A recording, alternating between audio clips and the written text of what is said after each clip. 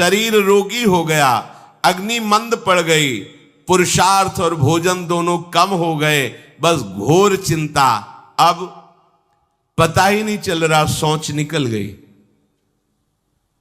पड़ा है उसी गंदगी में। जब वो रो रो के कहता है ऐसा, तो पीटते हैं घर वाले, हमने देखा भी, पीटते हैं, पड़े पड़े हकता है, भरपूर भोजन नहीं देते, हगेगा कौन, फेंकेगा इसका, कैसी दुर्गति होती है।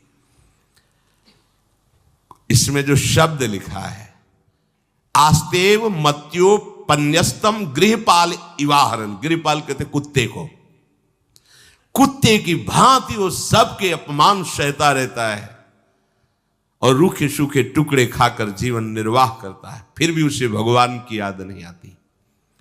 मृत्यु का समय जब निकट आता है तो वायु उत्क्रमण से इसकी पुतलियां चढ़ जाती हैं, श्वास प्रश्वास की नलिकाओं में वायु आना जाना रुक जाता है, कफ भर जाता है।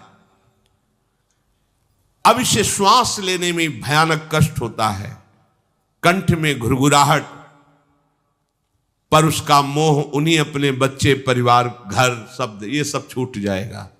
बड़ी दुर्गति है।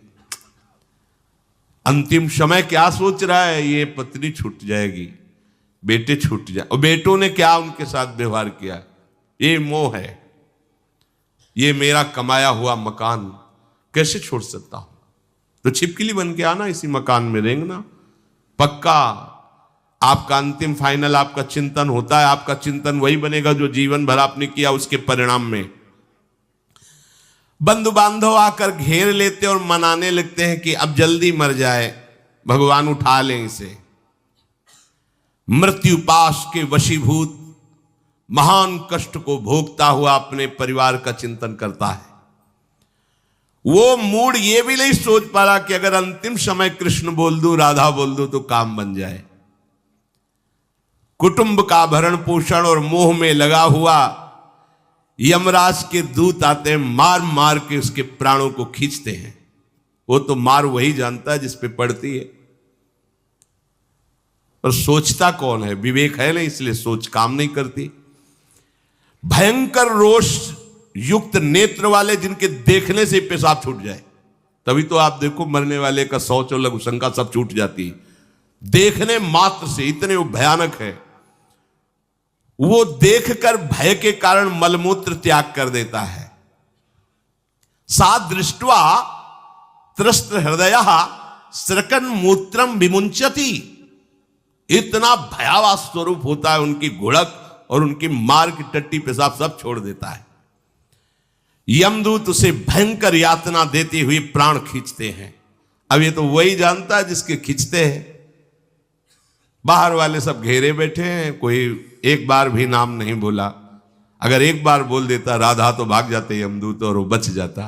पर ये सौभाग्य तो जिसने जीवन में धर्म किया है, कहीं ना कहीं भगवद आश्रय लिया, उसको ये मिलता है। जैसे कोई घोर अपराधी को सिपाही बांधकर ले जाते हैं, उसी प्रकार रस्सी में बांधकर बलात् उसको यमलोक की लंबी यात्रा कराती है।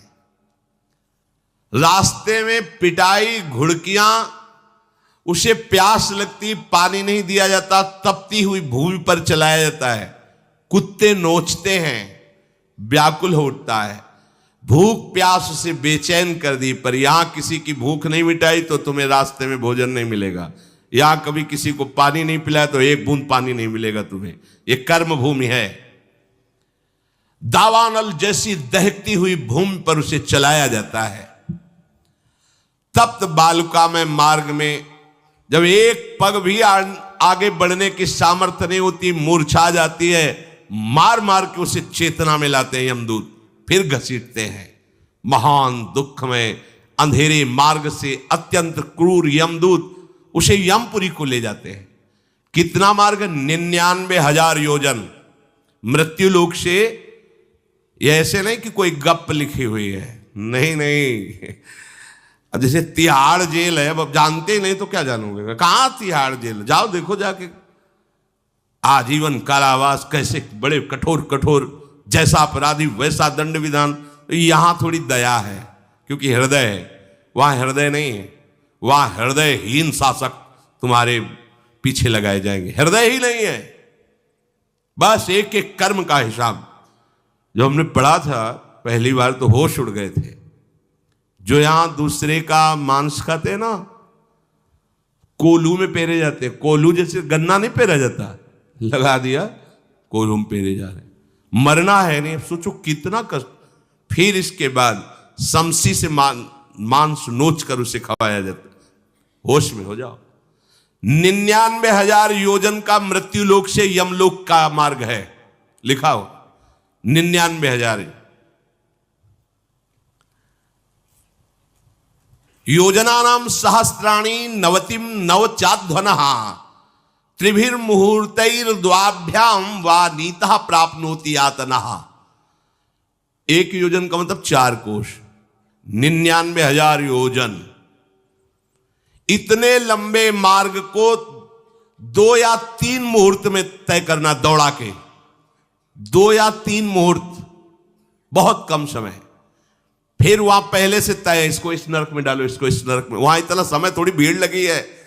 जैसे अपने एक फोड़ा हुआ तो अपने इतने कष्ट समझते, अस्पताल जाओ देखो चीख लगी, किसी का पैर टूटा, किसी कुछ, ऐसे ही वहां सब हिसाब हो रहा है।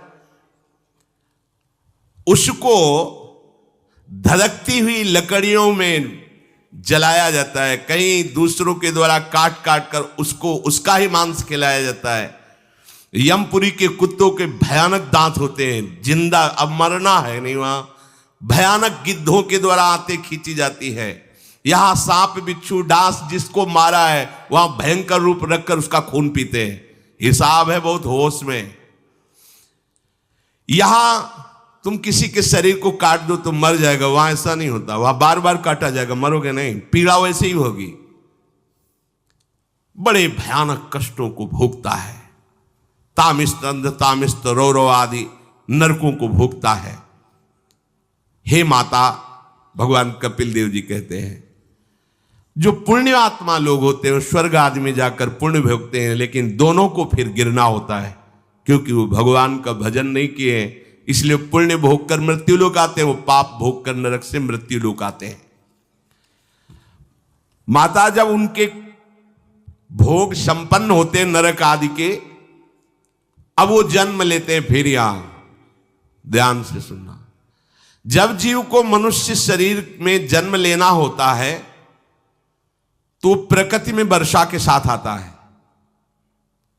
प्रकृति में वर्षा के साथ आया और फसल में मूली गाजर गेहूं अन्न, इनमें वो जीव प्रवेश करता है और उसे माता पिता दोनों पाते हैं।